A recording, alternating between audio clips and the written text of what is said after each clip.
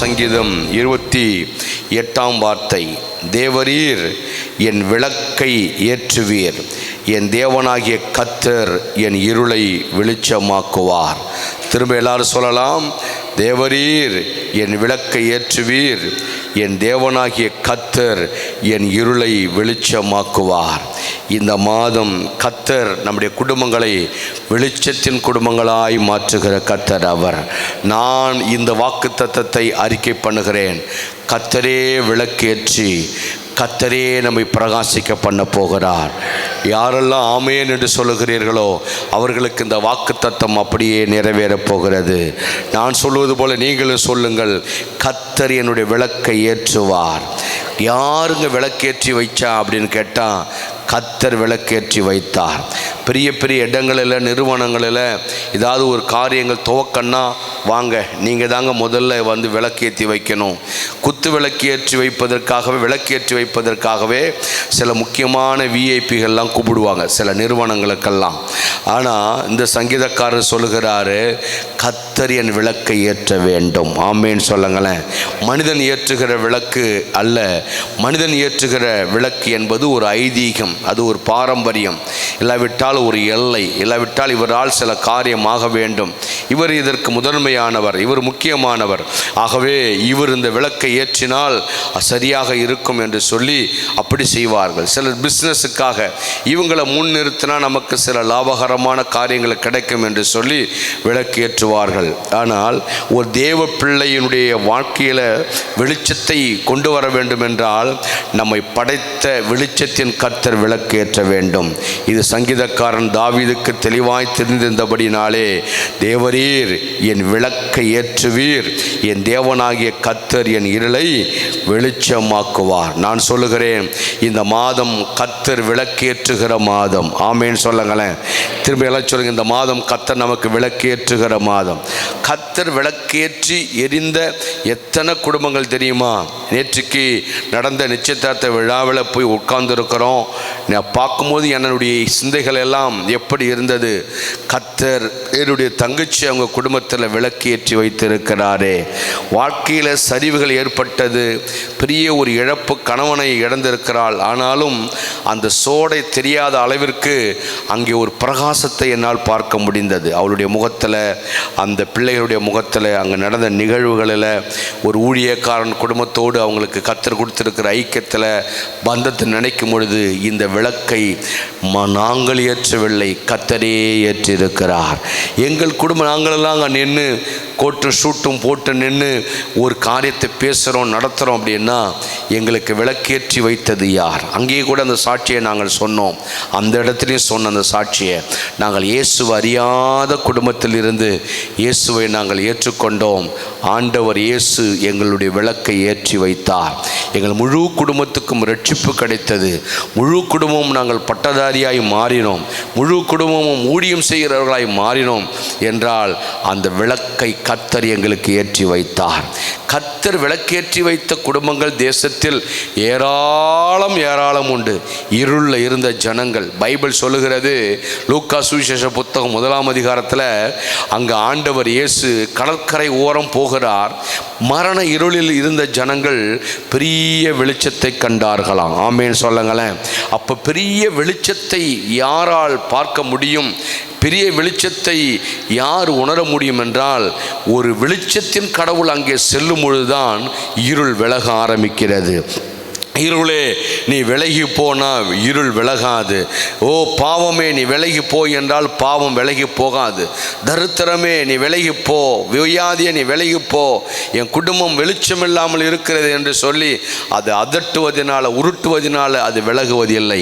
அங்கே இயேசு வர வேண்டும். ஆமென் என்று சொல்லுங்களேன். பைபிள் முறைப்படி, வேதத்தின் சூத்திரத்தின்படி இயேசு ஒரு வீட்டுக்குள்ளே வர ஆரம்பித்து விட்டால் ஆண்டவர் இயேசுனுடைய அந்த வெளிச்சம் அங்கே வர முடியும். ஹல்லேலூயா. இன்னும் சிலர் அதட்டுவது உருட்டுவதெல்லாம் உண்டு. இன்னைக்கு நான் உங்களை பார்த்து சொல்லுகிறேன், உங்கள் வீட்டுக்குள்ளே, உங்கள் அறைக்குள்ளே, உங்களுடைய வாழ்க்கைக்குள்ளே இயேசு வர ஆரம்பித்து விட்டால் அங்கே தேவனுடைய வெளிச்சம் வர ஆரம்பித்து விடும். இருக்கிற நிலைகள் எல்லாம் வனாந்தரங்களாக, நெருக்கடிகளாக, எல்லாம் எதிர்மறையான சூழ்நிலைகளாக, அடுத்தது என்ன நடக்குமோ என்கின்ற எண்ணமாக, இல்லாவிட்டால் தொடர்ந்து நான் முயற்சி எடுக்கிறேன், முயற்சி எனக்கு கைகூடி வரவில்லை, எல்லாம் எதிர்மறையாகவே நடக்கிறது என்று சொன்னால் நம்முடைய முயற்சிகள் தப்பல்ல, நம்முடைய உழைப்பு பிரயாசம் புத்தி யுத்தி ஒன்றும் தப்பல்ல. அதையெல்லாம் கடந்து அங்கே தேவ பிரசன்னம், ஆண்டவர் இயேசுவின் வார்த்தை, இயேசு அங்கே வரும்பொழுதுதான் அந்த இருள் நீங்கி வெளிச்சம் உண்டாகும். சங்கீதக்காரன் சொல்லுகிறான், நான் பரதேசியாய் தங்கும் உம்முடைய இடத்துல உம்முடைய பிரமாணங்கள் எனக்கு கீதங்களாயின. 119ஆம் சங்கீதத்தில், நான் பரதேசியாய் தங்குகிற இடங்களில் உம்முடைய பிரமாணம் எனக்கு கீதங்களாயின. அப்படி என்றால் என்ன அர்த்தம்? இடம் ஒரு நெருக்கடியான இடமா இருக்கலாம், இடம் சூழ்நிலை தாறுமாறாக இருக்கலாம், ஆனால் நான் இருக்கிற இடம் முக்கியமல்ல.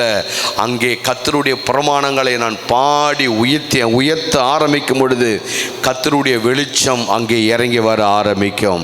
ஆமென் என்று சொல்லுங்களேன். வெளிச்சத்திற்கு ஒரு மனிதனை நாம் பிடித்து தொங்குவதில் ஒரு பிரயோஜனம் இல்லை. கர்த்தர் இறங்க ஆரம்பிக்கும் பொழுது இருள் விளங்கும். இந்த நல்லா புரிந்த தாவீது சொல்லுகிறார், தேவரீர் நீர் என்னுடைய விளக்கை ஏற்ற வேண்டும். அப்படி என்றால் என்ன பொருள்? நான் உனக்காக பிரகாசிக்க வேண்டும். யாராகிலும் கர்த்தருக்காக பிரகாசிக்க வேண்டும், இல்லாவிட்டால் நல்ல ஸ்டாண்டர்டாக நிற்க வேண்டும் என்றால் அதற்கு நாம் எவ்வளவு யூகத்தை எடுத்தாலும் மாம்சத்தில் அடிக்கடி நாம் தோத்து சறுக்கி விழ ஆரம்பிப்போம். கர்த்தாவே நீர் என் விளக்கை ஏற்ற வேண்டும், நீர் என் இருளை வெளிச்சமாக்க வேண்டும் என்று சொல்லி நாம் மனதார கேட்கும் பொழுது ஆண்டவர் இயேசு நம்மளிடத்தில் வருவார். சில வேளைகளில் அவரே விரும்பி வந்து நம்முடைய விளக்கை ஏற்றுவது உண்டு, அவரே விரும்பி வந்து நம்முடைய இருளை விரட்டுவதும் உண்டு. 2 பகுதியும் வேதத்தில் எழுதப்பட்டு இருக்கிறது. பைபிளில் புதிய ஏற்பாடு முழுவதும் அந்த கடற்கரையில் போய் ஆண்டவர் அந்த இருண்டு போன பிள்ளைகளுக்கான வாழ்க்கையில் வெளிச்சத்தை உண்டாக்கியது போல அவர் போன இடங்கள் எல்லாம் நன்மைகள் தான். பைபிள் சொல்லுகிறது, ஆண்டவர் இயேசு கிறிஸ்து நன்மை செய்கிறவராய் சுற்றி திரிந்தாராம். நன்மை செய்கிறவராய் சுற்றி திரிந்தார் என்றால் இயேசுனுடைய சிந்தையே நன்மை செய்வது தான், இயேசுனுடைய நடைபயணமே நன்மை செய்வது தான். நன்மை என்பது என்ன? அவர் போகிற இடமெல்லாம் இருள் இருந்தது, எல்லா இருளையும் கர்த்தர் வெளிச்சமாய் மாற்றினார். வெளிச்சம் தானாகவே உண்டானது. போனால் சாத்தான் கட்டி வைத்திருந்த அந்த கூனியை ஆண்டவர் நிமிர்த்தி எடுக்கிறார். போனால் பாவத்தில் கட்டப்பட்டிருந்த பெண் மனம் திரும்புகிறாள். போனால் அங்கே குஷ்டரோகி சுகமாகிறான். போனால் அங்கே குருடன் பார்வை அடைகிறான். ஆண்டவர் இயேசு எங்கே போய் எங்கே உட்கார்ந்திருந்தாலும் தண்ணீர் கூட திராட்சை ரசமாய் கர்த்தர் மாற்றி விடுகிறார். இந்த பூமியில் எதெல்லாம் ரொம்ப டஃப் நடக்காது, இதெல்லாம் சாபங்கள், இந்த நிலைகள் மாறாது என்கின்ற சூழ்நிலை இருந்ததோ ஒவ்வொரு இடங்களிலும் ஆண்டவர் இயேசு போய் நிற்கும் பொழுது, பேசும் பொழுது, பார்க்கும் பொழுது, போதிக்கும் பொழுது ஆங்காங்கே வெளிச்சம் உண்டாக ஆரம்பித்தது. அவருக்கு கிடைத்த கொஞ்ச நாட்களிலேயே அந்த நீதி போதனையை, வெளிச்சத்தின் போதனையை இயேசு பேசி பேசி பேசி ஜெப ஆலயங்களில், கிராமங்களில், சிஷ்யர்கள் மத்தியில் அந்த வசனத்தை போதித்து எல்லா இருளையும் நீக்கி வெளிச்சத்தை கொண்டு வருகிற தேவன் அவர். நான் மனதார சொல்லுவேன், இந்த 7வது மாதம் 1ஆம் தேதியில் ஆண்டவர் விளக்கேற்றுகிற கர்த்தர் அவர். ஹல்லேலூயா. விளக்கேற்றுகிற கர்த்தர் அவர். உங்களுக்கும் இந்த மாதம் ஒரு நல்ல ஒரு விளக்கை கர்த்தர் கொடுத்திருக்கிறார். நீங்கள் தான் கர்த்தருடைய விளக்கு. ஆமென் என்று சொல்லுங்களேன். தாவீது சொல்றார் பாருங்க, என் விளக்கை ஏற்றுவீர். அப்படியே நான் விளக்காக இருக்கிறேன், ஆனால் எனக்குள்ள ஒரு அபிஷேகத்தை வைத்து என்னை பிரகாசிக்க பண்ணுகிறவர் நீர். நான் 1ஆம் தேதி பலிபீடத்திலிருந்து ஊழியக்காரன் சபைக்கு சொல்லுகிற வார்த்தை என்ன தெரியுமா? உங்கள் விளக்கு எரிய போகிறது, உங்கள் இருளை கர்த்தர் வெளிச்சமாக்க போகிறார். எந்தெந்த ஏரியா, எந்தெந்த பகுதியெல்லாம் இருள் அடைந்திருந்ததோ, எந்தெந்த பகுதியெல்லாம் ஒரு சமாதானம் இல்லாமல் இருந்ததோ, எல்லா செக்ஷன்லேயும் இந்த 7வது மாதம் கர்த்தர் தம்முடைய விளக்கை நம்மத்திலே பிரகாசிக்க பண்ண போகிறார். இருளை அகற்ற போகிறார், அகற்றிவிட்டார். நான் ஜெபத்திலே ஜெபிக்கும் பொழுது இந்த மாதம் ஆண்டவர், எனக்கே தெரியாமல் ஜெபம் பண்ணுற ஆண்டவரே, இந்த மாதம் எங்கள் ஃபேமிலியில் நல்ல ஒரு பிரகாசம் உண்டாகட்டும், இருளை எடுத்து போடுங்க, சபைக்குள்ளே ஒரு பிரகாசம் உண்டாகட்டும், இருள்களை எல்லாம் அகற்றி போடுங்கப்பா என்று சொல்லி நானே இந்த வார்த்தையை எனக்கே தெரியாமல் உச்சரிக்க ஆரம்பித்தேன். அப்பொழுதுதான் என் உள்ளத்திலே ஒரு அறிக்கை வந்தது, கர்த்தர் விளக்கேற்றுகிற மாதம் இது என்று சொல்லி. உடனே அந்த வசனத்தை தேடும் பொழுதுதான் 18ஆம் சங்கீதத்திலே இந்த வார்த்தை இருப்பதை கண்டுபிடித்தேன். நான் உங்களுக்கு சொல்லுகிறேன், கர்த்தர் இந்த மாதம் நம் குடும்பத்தில் விளக்கேற்ற போகிறார். கையை அசைச்சு ஒரு ஆமேன் என்று சொல்லலாமா? கர்த்தர் விளக்கேற்றி தான் இன்றைக்கி தேசம் வெளிச்சமாகவே இருக்குது. அங்கே பெரிய பெரிய ஆட்கள்லாம் பேசுகிறாங்க பார்த்தீங்களா, கிறிஸ்தவர்கள் இந்த நாட்டுக்கு வராவிட்டால், மிஷினரிகள் இந்த நாட்டுக்கு வராவிட்டால் இங்கே கல்வி கூடம் இருந்திருக்காது, இங்கே யாரும் படித்திருக்க முடியாது, யாரும் நாகரிகமாக இருந்திருக்க முடியாது, சமத்துவம் வந்திருக்காது, சமநிலை வந்திருக்காது, அடிமைகள் அதிகமாக இருந்திருப்பாங்க, வேலை வாய்ப்புகள் இல்லாமல் போயிருந்திருக்கும். சமத்துவத்தை உண்டாக்கினவர்கள் எல்லாம் அந்த மிஷினரிகள் தான் சொல்கிறாங்களே. அப்படி என்றால் என்ன பொருள்? இயேசு என்று பொருள். ஆமென் என்று சொல்லுங்களேன். இயேசு இந்தியாவுக்கு வந்தபடினால தான் இந்த அறியாமை, மூட நம்பிக்கைகள் எல்லாம் மாறியது. இன்னைக்கும் நம்முடைய கிராமத்திற்கு, நம்முடைய குடும்பத்திற்கு இந்த 7வது மாதமும் இயேசு வருவார். இன்னைக்கு காலையிலே 1ஆம் தேதி சபையில் ஜெபித்திருக்கிறோமே, ஒவ்வொரு குடும்பங்களுக்குள்ளும் இயேசு வருவார். ஒவ்வொரு குடும்பத்தில் இருக்கிற இருளை கர்த்தர் மாற்றி, ஒவ்வொரு குடும்பத்திற்குள்ளேயும் கர்த்தர் விளக்கேற்றி, ஒவ்வொரு குடும்பத்தையும் கர்த்தர் வாழ வைப்பார். ஏனென்றால் ஆண்டவர் இயேசு விளக்கேற்றுகிற தெய்வம். எல்லாம் சொல்லுங்க பார்க்கலாம், வாயத்தை, விளக்கேற்றுகிற தெய்வம் அவர். அவர் இருளை வெளிச்சமாக்குற தெய்வம் அவர். ஹல்லேலூயா. இயேசு விளக்கேற்றி தான் இன்னைக்கு நாங்கள் நிற்கிறோம். இப்படியெல்லாம் காஸ்பல் சொல்லுவதில்லை, இப்படியெல்லாம் சுவிசேஷம் சொல்லுவதில்லை, இப்படியெல்லாம் ஜனங்கிட்ட சுவிசேஷம் சொல்லுவதில்லை. எனக்கு ரொம்ப பெருமை, உற்சாகம். என்ன தெரியுமா? கர்த்தர் எங்களுடைய குடும்பங்களை விளக்கேற்றிருக்கிறார். நான் சொல்லுகிறேன், எவ்வளோ பெரிய இருளாக இருந்தாலும், அது மனிதனாக கொண்டு வந்திருக்கலாம், சாத்தானுடைய சூழ்ச்சிகளாக இருக்கலாம், இல்லை வஞ்சகமாக இருக்கலாம், அறியாமையாக இருக்கலாம், எந்த இருளில் நாம் சிக்கியிருந்தாலும் ஆண்டவர் இயேசு நேற்று 30ஆம் தேதியோடு எல்லாவற்றுக்கும் ஒரு முற்றுப்புள்ளி வைத்து விட்டார். இந்த மாதம் கர்த்தருடைய விளக்கு, வெளிச்சம் பிரகாசிக்க ஆரம்பிக்கும். கையை அசைச்சு ஒரு அல்லேலூயா சொல்லலாமா? 2 சாமுவேல் புஸ்தகம் 22ஆம் அதிகாரம் 29ஆம் வசனத்தில் இந்த சங்கீதக்காரர் தாவீது சொல்கிற வார்த்தையை கவனிங்க. கர்த்தராகிய தேவரீர் என் விளக்காயிருக்கிறீர். இயேசு தாங்க என்னுடைய விளக்கு, எனக்கு முன்பாக அவர் இருக்கிறார். அதான் இயேசு சொல்றாரு, நானே வழி, நானே சத்தியம், நானே ஜீவன். அப்படி என்றால் என்ன அர்த்தம்? நானே வெளிச்சம், அவர்தான் என்னுடைய விளக்கு. இங்கே சங்கீதக்காரர் என் விளக்கை ஏற்றுங்கிறாரு.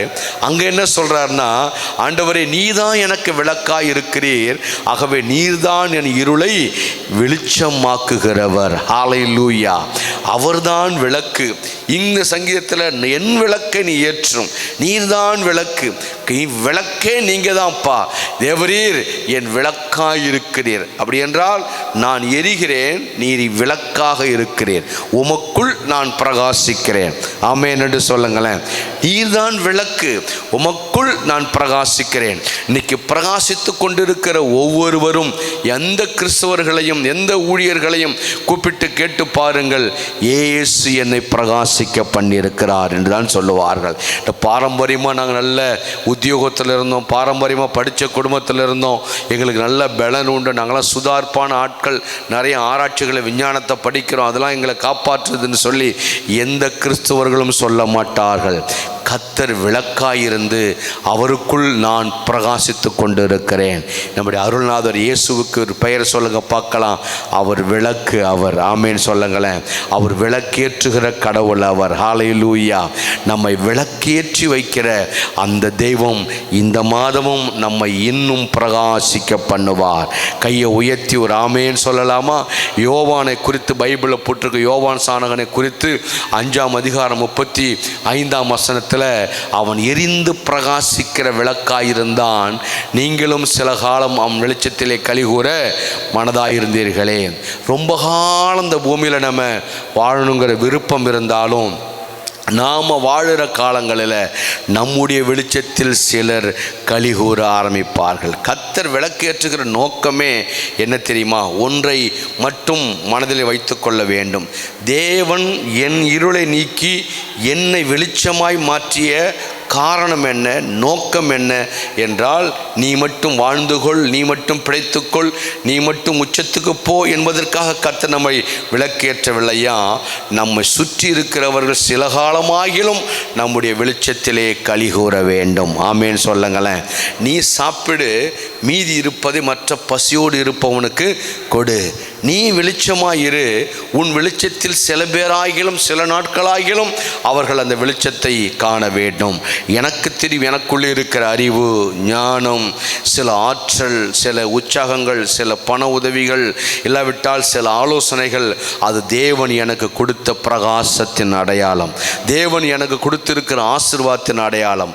இது சில பேருக்காகிலும் சில நாட்களுக்காகிலும் பிரயோஜனப்பட வேண்டும் என்பதுதான். உங்களுக்கும் இன்னைக்கு காலையில் கர்த்தர் சொல்லுகிறார், உங்கள் விளக்கை ஏற்கனவே கர்த்தர் ஏற்றி வைத்திருக்கிறார். இல்லாவிட்டால் இந்த 7வது மாதத்தில் இருளை நீக்கி அவர் வெளிச்சத்தை தந்திருக்கிறார். அந்த வெளிச்சம் உங்களுக்குள்ளே பிரகாசிக்கும்.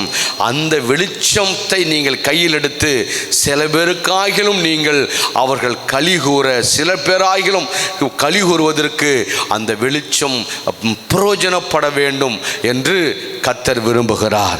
எத்தனை பேருக்குள்ளே அந்த வெளிச்சம் இருக்குன்னு நம்புறீங்க?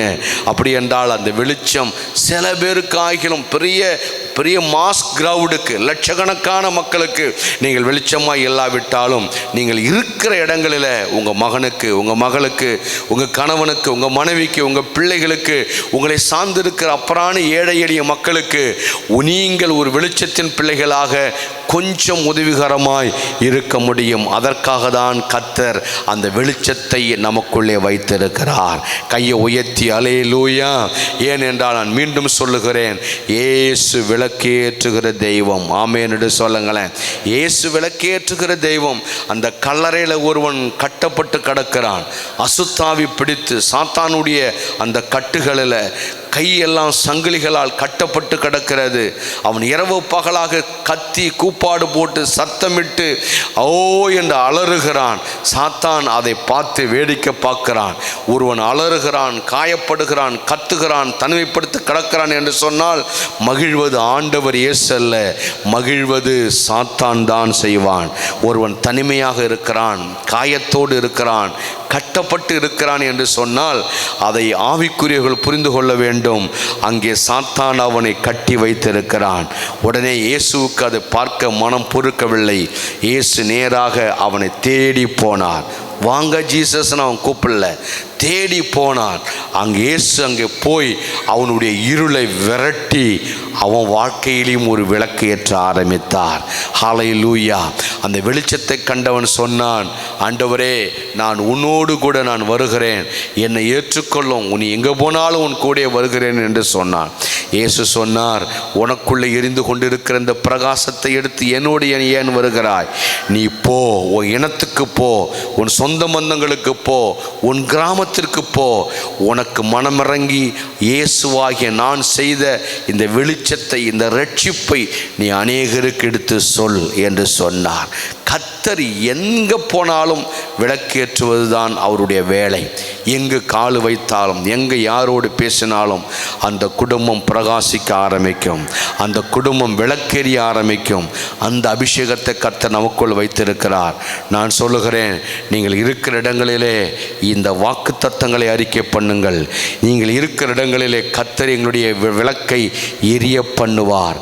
எங்கள் ஆண்டவர் விளக்கேற்றுகிற தெய்வம். கையை உயர்த்தி ஒரு ஆமென் சொல்லலாமா? 1 கொரிந்தியர் புஸ்தகம் 3ஆம் அதிகாரம் 7ஆம் வசனத்தை படிக்கும் பொழுது, அப்படி இருக்க நடுகிறவனாலும் அல்ல ஒன்றுமில்லை, நீர் பாய்ச்சுகிறவனாலும் ஒன்றுமில்லை, விளைய செய்கிற தேவனாலே எல்லாம் ஆகும். ஆமேன் சொல்லுங்களேன். நம்முடைய ஆண்டவருக்கு பெயர் என்ன? விளைய செய்கிற தேவன். எல்லாம் அறிக்கை பண்ணுங்க பார்க்கலாம். விளைய செய்கிற தேவன் நம்முடைய கர்த்தர். அவர் நம்முடைய விளக்கை ஏற்றி பிரகாசிக்க பண்ணுகிறார் என்று சொன்னால் நம்ம குடும்பத்தில் விளைச்சல் உண்டாக ஆரம்பிக்கும்.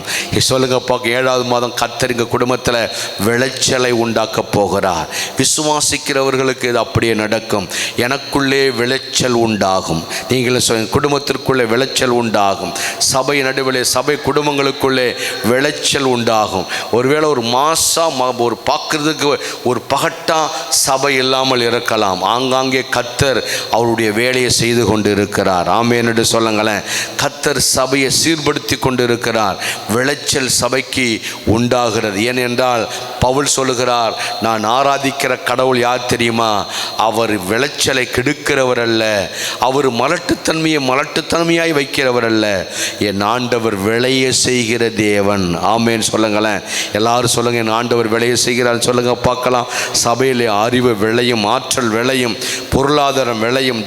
ஆவிக்கு ஜெபிக்கிற பிள்ளைகள் ஆவியில் விளைய ஆரம்பிப்பார்கள். இளைஞர்கள் விளைய ஆரம்பிப்பார்கள். இன்னும் ஊழியம் புது விதங்களில் விளைய ஆரம்பிக்கும். இன்னும் புது வித்தியாசமாய் கர்த்தர் செய்வார். எந்த டிபார்ட்மெண்ட் எடுத்துக்கொண்டாலும் அங்காங்கே மலட்டுத்தன்மையை பார்க்க முடியாது, கர்த்தருடைய விளைச்சலை பார்க்க முடியும். ஏனென்றால் நாங்கள் ஆராதிக்கிற நம்புகிற தேவன் அவர் விளைச்சலின் தேவன். அவர் திருச்சபையே இந்த செய்தியை கேட்கிற ஒவ்வொருவருடைய குடும்பத்திலையும் இந்த 7வது மாதம் ஒரு விளைச்சலை நீங்கள் பார்க்க போகிறீர்கள். இந்த 7வது மாதம் ஒரு வெளிச்சத்தை நீங்கள் பார்க்க போகிறீர்கள். கையை உயர்த்தி ஒரு ஆமென் என்று சொல்லலாமா? அதுதான் ஆண்டவர் இயேசு. அன்னாளுடைய வாழ்க்கை இருண்ட நிலை, அன்னாளுடைய வாழ்க்கை ஒரு மலட்டு நிலை. தேவ ஆலயத்துக்கு வந்து கர்த்தருடைய பாதத்தை பிடித்து அவள் ஜெபிக்க ஆரம்பித்தாள். ஆண்டவர் அவருடைய இருளை வெளிச்சமாக்கி அவள் மலட்டு கற்பத்தை கர்த்தர் விளைய செய்தார். அதே ஆண்டவர் இந்த மாதம் மலட்டுத்தன்மையோடு ஒரு கனியற்ற நிலையோடு இருக்கின்ற, இருண்ட நிலையில் கண்ணீரோடு இருக்கிற நம்முடைய குடும்பத்திற்கு ஆண்டவர் இயேசு வெளிச்சத்தை தந்து விளக்கேற்றி நம்ம குடும்பத்தை விளைய செய்வார். நான் ஊழியக்காரன் அறிக்கை பண்ணுகிறேன். எத்தனை பேர் நம்புகிறீர்கள்? இன்னைக்கு காலையிலேயே கர்த்தர் என் இருளை வெளிச்சமாக்குவார். தேவன் என் குடும்பத்தில் புதிய விளக்கை ஏற்றப் போகிறார். அது வித்தியாசமாக இருக்க போகிறது. என் குடும்பம் இந்த 7வது மாதம் விளைய போகிறது. நல்ல செய்திகளை எல்லாம் கர்த்தர் கொண்டு வருவார். விளங்காத பிள்ளைகள் விளங்க ஆரம்பிப்பார்கள். நடக்காத மாற்றங்களை கர்த்தர் குடும்பத்திலே நடத்துவார். பிஸ்னஸில் நல்ல மாற்றங்களை கர்த்தர் கொண்டு வருவார். நீங்கள் எந்த பகுதி எடுத்துக்கொண்டாலும் சரி, வியாதிப்பட்ட பாடியாக இருந்தாலும் சரி, அது ஆத்து போன எலும்பு, மக்கி போன ஒரு சூழ்நிலை, இந்த கற்பப்பை சுருங்கி விட்டது, இந்த வாழ்வில் இந்த பிரச்சனை இருந்தது, இதெல்லாம் தாறுமாறாக இருக்கு நினைக்கிறீங்களா? இன்னைக்கு நாங்கள் ஜெபம் பண்ணும் பொழுதே, இந்த வார்த்தையை கேட்கும் பொழுதே, இயேசுவின் நாமத்தில் கர்த்தர் நம்முடைய சரீரத்திற்குள்ளே வெளிச்சத்தை உண்டாக்கி நம்முடைய பாடியில் ஒரு விளைச்சலை கர்த்தர் உண்டாக்குவார். நம்முடைய தேவன் விளைய செய்கிறவர். இப்படிதான் பவுலும் பழைய ஏற்பாட்டில் தாவீதும் இப்படிதான் கர்த்தரை சரியாக கவுண்டர் பண்ண ஆரம்பித்தார்கள். ஏதோ கண்ணா புண்ணான்னு ஜெபிக்கல, சரியாக இயேசுவை பிடித்து கேட்கிறார்கள். விளக்கை ஏற்றும் இவர் சொல்லுகிறார், விளைய செய்கிறவர் நீர் அப்படி என்று சொல்லி இப்படி பேசியே கர்த்தரை விசுவாசித்தே இந்த பூமியில் கர்த்தருடைய விளைச்சலை அடையாளப்படுத்தினவர்கள். இந்த மாதம் கர்த்தருடைய வெளிச்சம் நம்முடைய குடும்பத்தில் வரப்போகிறது. கர்த்தர் விளக்கை ஏற்றி இன்னும் பிரகாசிக்க பண்ண போகிறார். அப்போஸ்தலர் புத்தகம் 12ஆம் அதிகாரம் 1 முதல் 7 வசனங்களை படித்து பார்க்கும் பொழுது 7ஆம் வசனத்தில் அந்த அறையிலே பெரிய ஒரு வெளிச்சம் வர ஆரம்பித்ததாம். பெரிய ஒரு வெளிச்சம். என்ன நடந்தது அங்கே? சபைகள் துன்பப்படுகிற காலம் அது, சபைகள் நெருக்கடிப்படுகிற காலம் அது. ஒன்றை புரிந்து கொள்ள வேண்டும், நம்முடைய குடும்பங்களிலும் நெருக்கடிகள் வரும், சபைகளிலும் நெருக்கடி வரும். அந்த காலத்தில் ஒரு தலைமத்துவத்தில் இருக்கிறவர்கள் பதறாதபடி தேவ சமூகத்தில் அமரும் பொழுது ஒரு குறிப்பிட்ட வேத பகுதிகளை காண்பிப்பார். அவர்தான் கர்த்தர். அந்த வேத பகுதியை காண்பிக்கிற நோக்கம் என்ன? ஏதோ ஒரு சிந்தை என்று நினைத்திடக்கூடாது. அதற்குள்ளே தியானத்திற்குள்ளே கர்த்தர் கொண்டு போவார். அங்கே பாருங்க, சபைக்குள்ளே பெரிய நெருக்கடி. அங்கே மன்னர்கள் ஏரோது ராஜா சபையிலே சிலரை துன்பப்படுத்த தொடங்கினான். அப்போ ஸ்டார்ட் ஆகுது, துன்பங்கள் ஸ்டார்ட் ஆகுது. அந்த மன்னருடைய கோல் ஊன்றப்படுகிறது, மன்னனுடைய நாவுக்கு ஒரு அதிகாரம் வருகிறது. அங்கே ஒரு பெரிய பிரச்சனையை ஸ்டார்ட் பண்ணுறான். துன்பப்படுத்த தொடங்கினார்கள். துன்பம் தொடங்க ஆரம்பித்தது. ஆமென்னு சொல்லுங்களேன். துன்பம் தொடங்க ஆரம்பித்தது. 2ஆம் வசனத்தை படித்தா சிறைச்சாலையிலே போட ஆரம்பித்தார்கள். அங்கே சிறையிருப்பின் வாழ்க்கை வர ஆரம்பித்தது. துன்பமும் ஸ்டார்ட் ஆகுது, அது சிறையிருப்புக்குள்ளே வருக. கட்டப்பட்ட நிலையில் ஜனங்கள் கிடக்கிறார்கள். கர்த்தருடைய பிள்ளைகள் விடுதலையோடு ஒன்றும் செய்ய முடியவில்லை. அதற்கு அவர்கள் எடுத்த பரிகாரம் ஜெபம். 3ஆம் வசனத்தில் சபையார் எல்லாரும் ஒன்று கூடி ஊக்கமாக ஜெபித்தார்கள். முதல்ல என்ன நடக்க ஆரம்பிச்சுதான், சிறைப்படுத்த துன்பங்களை துவக்கினார்கள். 2வது சிறைப்படுத்தப்பட்டார்கள். 3வது தேவ பிள்ளைகள் அதுக்கு ஆப்போசிட்டாக ஒரு வேலை செஞ்சாங்க. நீ என்னை சிறைப்படுத்துகிறாயா, நீ என்னை துன்பப்படுத்துகிறாயா, நான் என்னை வெளிச்சத்தில் கொண்டு வருகிற என் தேவனுக்கு நேராக நான் ஜெபம் பண்ணுகிறேன் என்று அவர்கள் ஜெபத்தை ஏறெடுக்க ஆரம்பித்தார்கள். அவன் ஒரு பக்கம் துன்பப்படுத்தி கொண்டிருக்கிறான், ஒரு பக்கம் சிறையிருப்பிலே போட்டு கொண்டிருக்கிறான். நல்ல கவனிங்கள். ஒரு பக்கம் துன்பம் துவங்கிவிட்டது, ஒரு பக்கம் சிறையிருப்பு துவங்கிவிட்டது. உடனே அதை பார்த்து அந்த ஜனங்கள் பயந்து நடுங்கி ஒடுங்கி என்ன பண்ணலாம் முயற்சியை கைவிடலை. அவர்கள் ஜெபிக்க ஆரம்பித்தார்கள். ஆமென்னு சொல்லுங்களேன். அந்த ஜெபம் நடக்க ஆரம்பித்த உடனே 4வதாக 7ஆம் வசனத்தில் அங்கே தூதன் அங்கே வந்து நின்றான். அறையிலே வெளிச்சம் பிரகாசித்தது. கையை உயர்த்தி ஒரு ஆமென்னு சொல்லலாமா? அப்போ ஸ்டார்டிங் எப்படி இருக்குன்னா துன்பம்னு ஆரம்பிக்குது, முடிவு எப்படி இருக்குன்னா வெளிச்சம் வந்ததுன்னு ஆரம்பிக்குது. ஆமென் என்று சொல்லுங்களேன். அப்போ எந்த ஒரு துறையை நீங்கள் எடுத்தாலும் ஒரு துன்பம் ஸ்டார்ட் ஆகிறாம தெரிஞ்ச உடனே ஓ இதோட முடிந்ததோ என்று நினைத்து விடக்கூடாது. அங்கே பார்த்தா சிறையிருப்பில் போட்டு எல்லாரும் கட்டி செயல்பட விடாமல் கையும் காலையும் கட்டி சிறையில் போட்டான். ஓ அவ்வளவுதானா, இனிமே என்னால் செயல்பட முடியாதோ என்பது போல தெரியும்.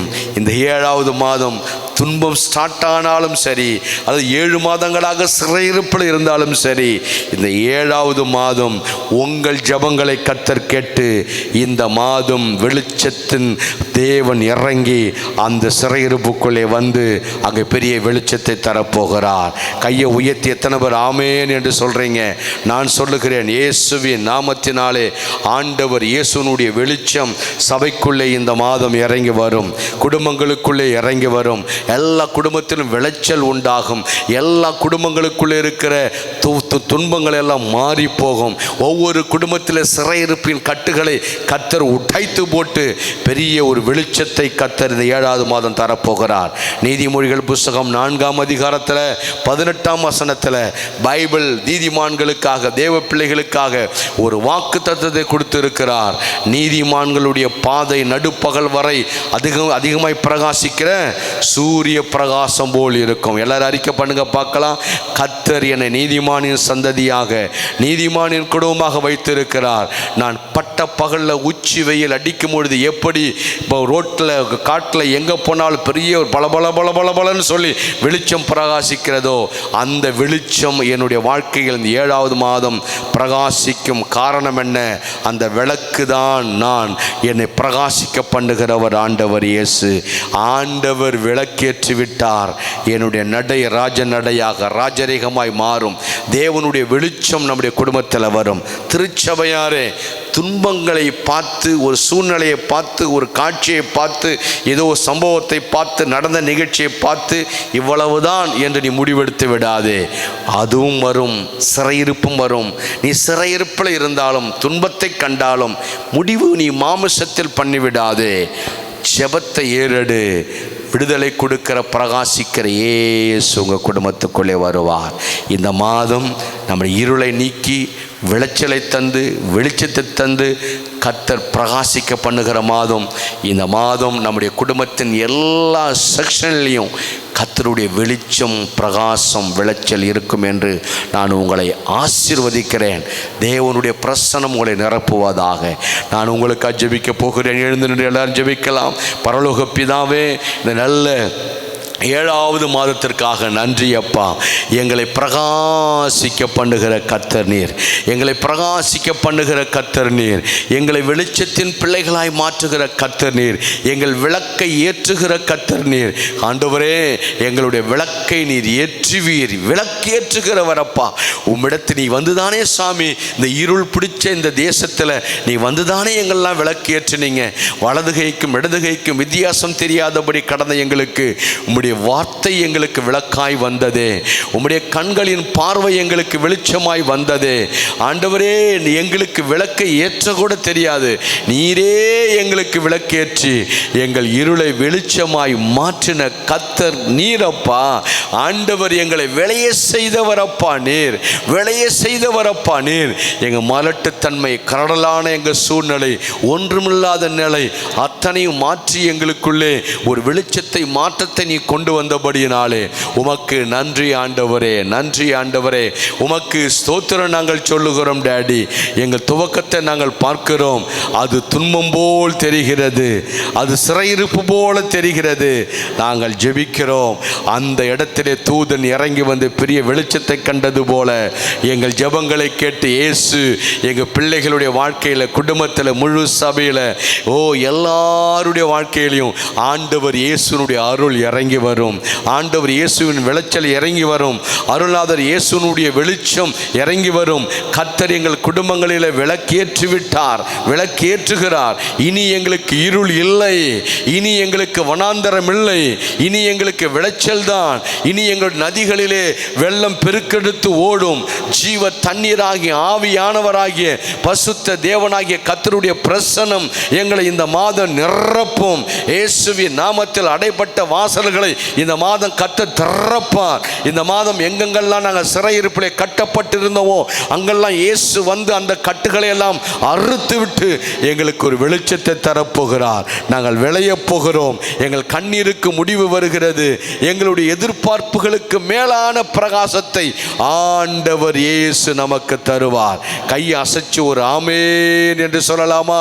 கோபாலாபா சாந்தானாராபாலாபா சாந்தானாராபா.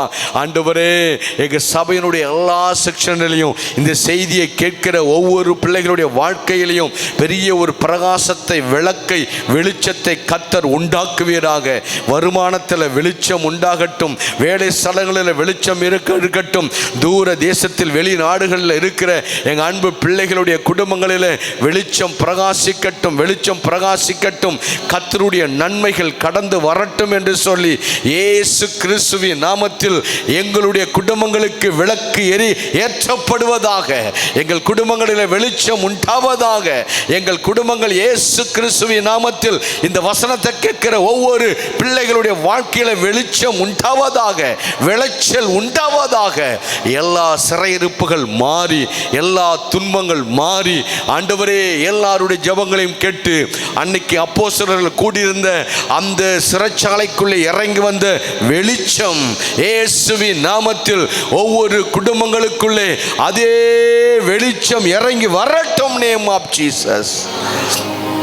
எல்லா பகுதியிலையும் உங்கள் பிள்ளைகள் வெளிச்சத்தின் பிள்ளைகளாய் நின்று உங்களுக்கு சாட்சி கொடுப்பார்களாக. இந்த மாதம் துக்க செய்திகளோ, நோய் நொடிகளோ, ரத்த சிந்துகிற காரியங்களோ, விபத்துகளோ எதுவும் எங்கள் காதுகளுக்கு வேண்டாம். தேவன் எங்கள் சபையை பாதுகாத்து கொள்ளும், வேலி அடைத்து கொள்ளும், கிருபை மூடட்டும், சமாதானம் கடந்து வரட்டும், உம்முடைய அன்பும் உம்முடைய ஆளுகையும் உம்முடைய பிரசனமும் அதிகமாய் வரட்டும் என்று சொல்லி ஜனங்களை ஆசீர்வதிக்கிறேன், சபையாரை வாழ்த்துகிறேன். இந்த செய்தியை கேட்கிறவர்களை நான் பிளஸ் பண்ணுகிறேன். கிருபை இவர்களை மூடட்டும், சமாதானம் உண்டாவதாக. இயேசு கிறிஸ்துவின் நாமத்தில் ஜெபித்து ஆசீர்வதிக்கிறேன் நல்ல பிதாவே. ஆமென், ஆமென், ஹல்லேலூயா.